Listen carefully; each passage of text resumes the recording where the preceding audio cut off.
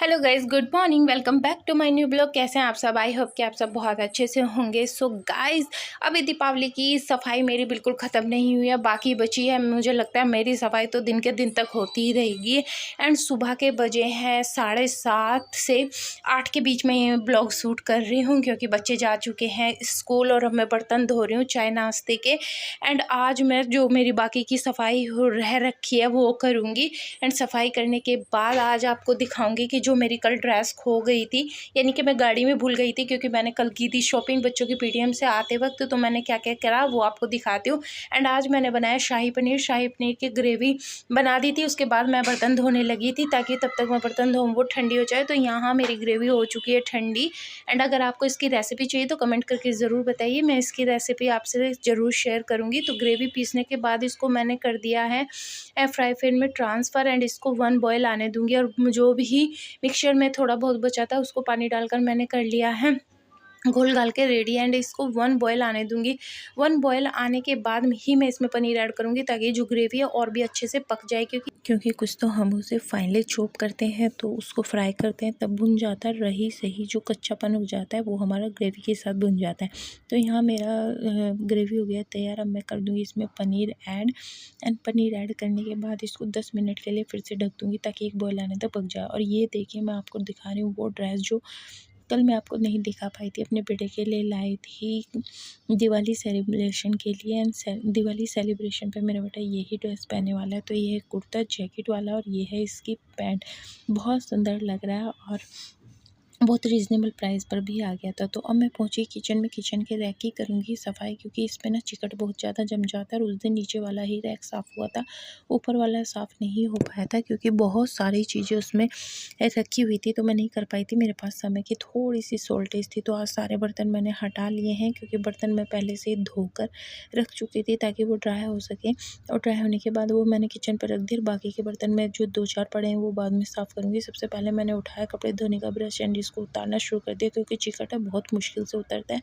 And साथ ही ले लिया है मैंने टूथ ब्रश, ताकि इसको अच्छे से कोने कोने से निकाल कर साफ़ कर लूँ, क्योंकि भैया ये चीज़ें रोज़ रोज़ साफ़ नहीं होती। पतिदेव घर पर होते तो मैं इसको पेच में से निकाल के इसको क्लीन कर लेती, बट क्या करूँ, आज वो घर पर नहीं है तो इसको नहीं निकाल सकती। इसको लगे लगे ही मेरे को क्लीन करना पड़ेगा। और बहुत मेहनत मशक्क़त के बाद मैं इसको क्लीन कर रही हूँ। और बार बार स्कॉच पर साबुन लगाकर क्लीनिंग कर रही हूँ। जगह जगह से मेरे हाथ में ये लग लग के छिल भी गया। इसके बाद इसके बीच में से टाइल वगैरह भी साफ़ कर लूँगी, क्योंकि टाइल में बहुत ज़्यादा चिकट भर जाता है और आसानी से नहीं निकलता। तो यहाँ मैं तरह तरह के ब्रश लेकर आज लग गई हूँ इसकी मेहनत मशक्क़त करने, क्योंकि किचन में बस यही एक क्लीनिंग का काम बचा हुआ था, टाइल वगैरह धोने का। तो आज मैं ये क्लीन कर लूँगी। और ये मैंने साबुन से इसको साफ़ कर लिया। पानी डाल डाल कर इसको क्लीन कर लूँगी। एंड उसके बाद में जितने भी बर्तन मैंने धोए थे एंड रैक में से निकाले थे, उनको बारी बारी इसमें लगा दूँगी, ताकि और बर्तन धोने के बाद उनको भी एडजस्ट कर सकूँ। तो ये मैंने अच्छे से क्लीन कर लिया। और आप देख सकते हैं कितनी गंदगी इसमें से बह रही है। क्लीन करने के बाद मैंने सारी प्लेट्स वगैरह सब इसमें अरेंज कर लिया। और नीचे के रैक के बर्तन जैसे गिलास, कटोरी और कप्स वगैरह थे, ये भी अरेंज कर लिए। करने के बाद मैं पहुँची हूँ बेडरूम में। बेडरूम की मैंने कर लिया क्लीनिंग। बेडरूम में अभी तक सारा सामान ऐसे ही फैला है, क्योंकि जब क्लीनिंग करते हैं तो इसी तरीके से फैल जाता है। और उधर मैंने लगाई हुई है मशीन, तो मैं सारी बेडशीट वगैरह सब चेंज कर दूँगी, क्योंकि भैया कुछ कल मैंने सफाई की थी, कुछ आज की, तो पूरे बेड पर डस्ट हो रखी है। तो सारे कपड़े फ़ोल्ड करने के बाद ये रात की चादरें हैं, जो कि फ़ोल्ड भी नहीं हुई थी, क्योंकि सुबह मैं पानी का काम करने लग जाती हूँ, ताकि पानी भागने से पहले मेरा पानी का काम हो जाए। तो फटाफट से ये देखिए, आज मैंने मशीन लगाई तो गद्दों के कवर भी मैंने निकाल लिए। गद्दों पर मैं हमेशा डबल कवर लगा के रखती हूँ, क्योंकि एक जो नीचे वाले गद्दे हैं उनकी थोड़ी सी जिप में भी प्रॉब्लम है। बट वैसे भी मैं, ताकि ऊपर के गद्दे कभी भी आसानी से निकाल कर वॉश कर लें, इसलिए मैं इस पर डबल गद्दा लगा कर रखती हूँ। तो मैंने इसको निकाल लिया है, क्योंकि मैंने आज मशीन लगाई हुई है, तो इसको फटाफट से वॉश कर लूँगी। या दीपावली है तो थोड़ी डीपली क्लीनिंग करनी है। तो मैंने 1 बाय 1 करके दोनों गद्दे की दोनों लेयर जो कवर की थी वो सब निकाल ली है, और मैं इसको क्लीन करी। उसके बाद मैंने सोचा, जब सारे गद्दे वगैरह सब निकाल ही रखे हैं तो क्यों ना एक बार जाले वगैरह भी दोबारा से झाड़ लूँ, एंड जो डस्ट है उसको भी निकाल लूँ। तो मैं यहाँ लगी हूँ झाड़ू लेकर फटाफट से सारे घर घर के कोने कोने से झाड़ू वगैरह वो जाले निकालने। एंड देखिए, 2 दिन पहले ही मैंने पंखे साफ़ करे थे और कितनी डस्ट इन पे से गिर रही है। बहुत झाले हो जाते हैं, पता नहीं कहाँ से आते हैं। तो मैंने सारी क्लीनिंग करने के बाद मैं पहुंची मशीन में, क्योंकि मशीन ने भी दे दिया था सिग्नल, एंड मैंने क्लीनिंग को बीच में ही रोका।